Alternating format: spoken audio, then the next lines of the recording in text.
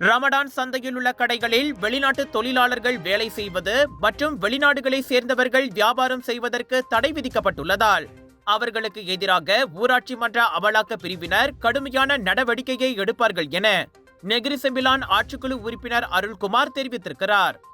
மேலும் ரமடான் சந்தையில் வியாபாரம் செய்வதற்கு வழங்கப்பட்ட இடத்தை வெளிநாட்டினருக்கு வாடகைக்கு விட்ட மற்றும் அவர்களை வேலைக்கு வைத்திருக்கும் உள்நாட்டு வியாபாரிகளின் பொருட்கள் பறிமுதல் செய்யப்படும் என்பதோடு அவர்களது பெயரும் கருப்பு பட்டியலில் இடம்பெறும் என அவர் தெரிவித்தார்.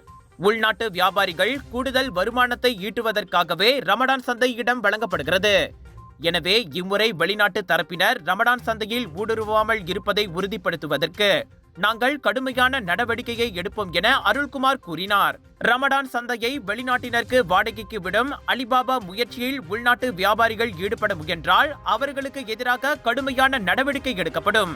எந்த ஒரு பசார் மலாம் அல்லது ரமடான் சந்தையில் வெளிநாட்டு பிரஜைகளுக்கு லைசென்ஸ் வழங்கப்படவில்லை என்பதை சமூகம் அவசியம் தெரிந்திருக்க வேண்டும் என்றும் அவர் நினைவுறுத்தினார்.